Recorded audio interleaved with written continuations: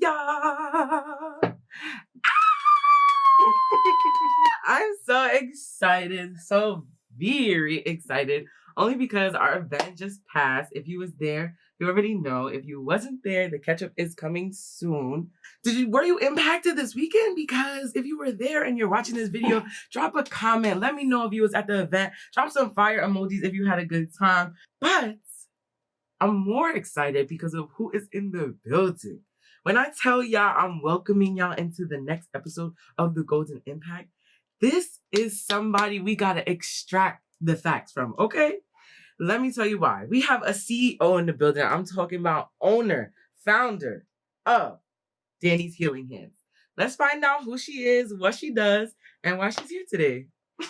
Hi, everybody. My name is Danny. I'm the CEO of Danny's Healing Hands.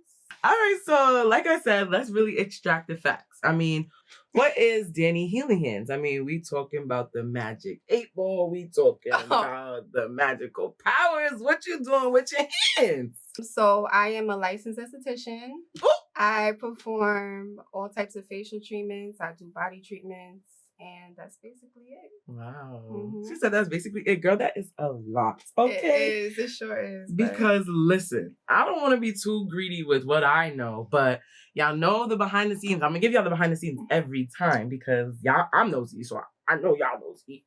But me and Danny actually knew each other. We used to work together at a spa. Mm-hmm. And not only was it a great vibe when we were working together, at least, just, me and the girl. But, I mean, this was a long time coming. It sure was. And so how, basically, to let them know from that journey when we were working on the spa to today, how did, you get to this journey?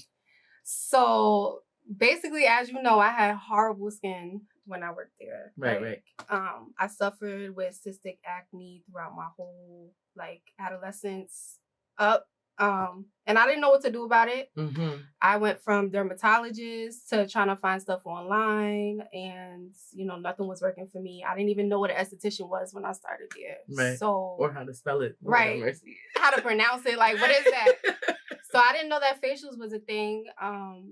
And I just started working there just to have a job. I was a receptionist, and being there, I met an esthetician that actually helped me heal my skin. Mm-hmm. And from there, I was like, I have to give people this feeling. It's unexplainable. It really is, though. Because I know I was hesitant, at least the first time somebody was about to touch my face. I was like, I'm good with my little Vaseline. I'm good to go. You must use a Vaseline. Yes, the motivation. Yep. Oh, if you was my client, I would kill you. Okay, but we didn't know that. Now I know better. She knows better. I mean, you're an esthetician, the hands. What was your initial feeling when you first got your first facial and when you first got it done? So when I first got a facial, I was a little bit skeptical because, of course, like I said, I went through millions of steps to try to clear my skin and nothing was helping. Right. So I was skeptical, but the overall experience, aside from it helping my skin, it really was therapeutic. Mm-hmm. And that was also another key that made me feel like this is what I'm supposed to be doing. Right. Because I had no idea at that time, what exactly I wanted to do in life, but I knew that I was put here to help people. Right. So the whole experience just tied into what I felt I should be doing. Basically. Exactly. The enhancement on therapeutic, the enhancement on healing. Mm-hmm. And so, I mean, with the Healing Hands of Magic, I'm talking about the esthetician in the building, the CEO. For those who know you, and for us as well, the Golden Impact, we knew you kind of took a break. We knew you, fell back and did what you had to do to get where you are now. What was the reason, or at least what was the season for it? So initially, my break actually started. COVID first happened. I kind of transitioned my business. I was just thinking on the fly. I'm like, okay, I can't let people into my space. Yeah. So what can I do? So I started traveling. Later, finding out a couple months doing that was really a lot. Yes. So I kind of just stepped back a little bit, and then of course I had other things going on, and I felt like I was getting a little bit out of control. Thinking on the fly, while owning a business is not, to me, the smartest. Yeah. Everything has to be thorough. You have to invest in things that you know are going to benefit you and benefit the people that you're servicing. Yeah. So I had to really revamp take it back and just like really thoroughly think what would be the best option for everybody. Yeah. So And that's so what I you did. did that, and now you're I sure here. did. The Yes. golden impact, y'all. And so just because I want to touch on this, we just had our therapist, Imani, in touch on the channel guide. So I just want to, shout out a little bit the fact that, you took a break and you mentally prepared yourself for what was to come next. Right. Is there anything that you want to say, at least to our audience, regarding mental health and being a business owner? Definitely the two things that I learned during that break is to stay present and to watch how you talk to yourself. Because staying present is it sounds easy, but it's such a hard ideal to grasp. Mm-hmm. You can sit here and beat yourself up about your mistakes that you made in your business, or you can stress yourself out about your future of your business. But if you're not doing anything presently to benefit or showing that you learn from your mistakes or benefiting your future, like, what are you really doing? Right. Also, just watching how you talk to yourself, because us young entrepreneurs, like, we didn't know that we were going to be entrepreneurs. We have no guidance, some of us. Like, we're really doing everything alone. So by ourselves, yeah. You have to learn. Like, everything is growth, and you can't take your mistakes as, like, such a burden on yourself, you know? So it's only a stepping stool. Exactly. And so how did you know you were ready to come back? How did you know that the break was a success and I'm ready to heal? I don't know. It's just a feeling. It was like, all right. Sis, like, at this point, you're just chilling. Like, what are you really doing right now? And, like, when you're really passionate, like, you end up missing. Like, I didn't think I was going to miss it that much, but I really missed it. So I was just like, yo, it's time to get up. And one day I was like, I'm back, y'all. So that's basically what happened. Wow. And we're glad to have you back because, listen, we already reached out to Dani. Little did y'all know. But, she had to do what she had to do, and now she's here, and we're grateful to have you in the spot. And so now moving forward, being that the fact that you're here back with us, and we are very, very excited for what's to come next. I mean, what is your journey or next steps looking like, and how can the Golden Impact, the viewers, everybody surrounding in the Golden community pretty much help you? So right now, even though I don't really like to talk about my plans, but I'm going to tell you because you're special like that. So right now I'm actually looking into a space to rent. Right. Locally. I'm just trying to figure out like where placement would be, but I actually looked at a space already. So that's in the works. I'm also looking into possibly making products. So that's the two things that I'm trying to get done before 2022. Yeah. Oh, wow. I mean, there's still time. A lot of time, actually. There is a lot of time. But some way, somehow, a lot of time is just... I know. But, like, there's 24 hours in a day. Right. And typically, you're spending, like, 7 to 8 hours sleeping. Right. What else are you doing? Like, you know what I'm saying? Exactly. Like, there's you can enough, get it done. So that's my next goal. Hopefully, by the end of this year, I'm going to have a space and possibly some products. That's exciting. And so I know you mentioned that, you started off in a spa. Now, do you see yourself with the new spa at least working solely on your own, or do you still see yourself, in the spa environment and helping those that you have already? I definitely want to incorporate other service providers just because I'm not going to say that I'm interested in everything that's under the aesthetics umbrella. Right. So there's a lot of things that I don't do just because I'm not passionate about it. So I would love to have people that I know, that love those things to be working with me somehow.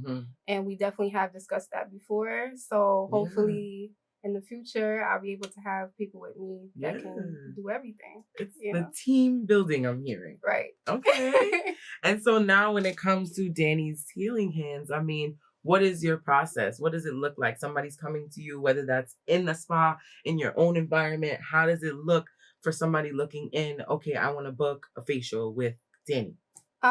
Well, the best place to reach me is my Instagram. So it's at Dani'sHealingHands. And from there, I kind of just talk my clients through like what I think the best options for them would be. Most of the time, people don't know. Like, people don't know their skin types. Right. They see something on their face and they think that they know what they need. But usually, the first like initial visit is like through consultation out the side. Right. What kind of service would be best for you. So just hit me up. Exactly. We can talk. Exactly. All right, y'all, just before we head out, I mean, now being an esthetician, you obviously have a lot of clients. You deal with a lot of different skin types. You deal with a lot of different people, men, female, teenagers. I mean, what is your favorite type of client? I love acne clients, like honestly, just because it's more personal to me. I went through it. I know the hardships that come with it, and I also like to see the progress. Like, it's not easy to see progress on somebody with a normal skin type where nothing's really going on there. They're just coming to relax and moisturize real quick. But like with the acne clients, it's a whole journey, and the feeling that they have after is amazing. So okay, so it's basically what I'm hearing is you book the facial. It's not a one-time and done. It's a step-by-step. Right. That's another thing too. Right. Like, people think they're gonna get one facial and everything is gonna be healed. And no. No. Unfortunately, I wish I could do that, but I'm really not that magic. So, right. Yes, she is. Yes, it's skincare. I don't know. To me, I just think that skincare is the most important in the whole tiers of being an esthetician, because you can put on makeup that's nice, but you have a nice foundation to start with it. Right. People also don't realize that your skin reflects a lot of times what's going on internally. So talking to me, I also help you realize that you got to make some lifestyle changes. So right. All around, it's just it's beneficial to get a facial for sure. I definitely agree. I mean, y'all know with the last video how I was looking because I had just came from a facial, and people think you come from a facial and then the next day it's you like glowing. Yeah, like no, sweetheart.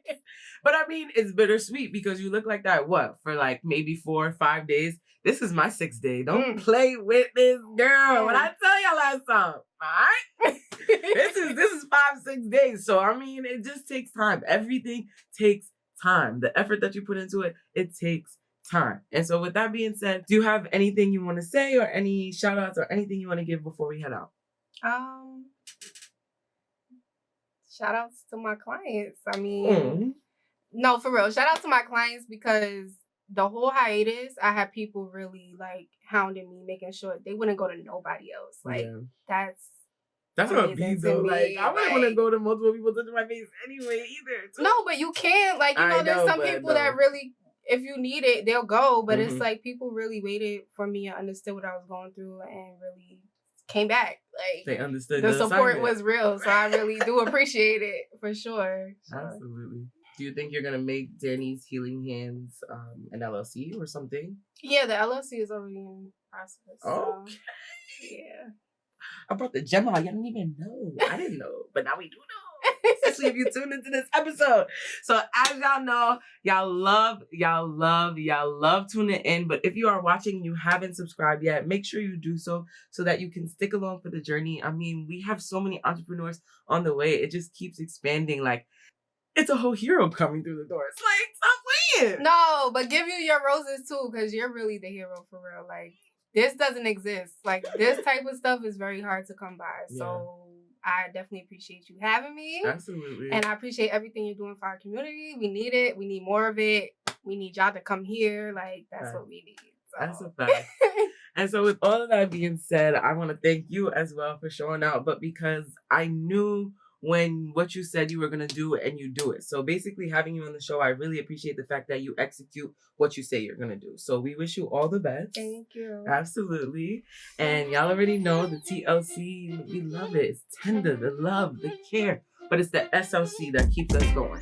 So make sure you subscribe, definitely like, drop a comment if you was at the event. Give me the fire emojis if you had a good time. Give me the drink emojis if you woke up Monday upset.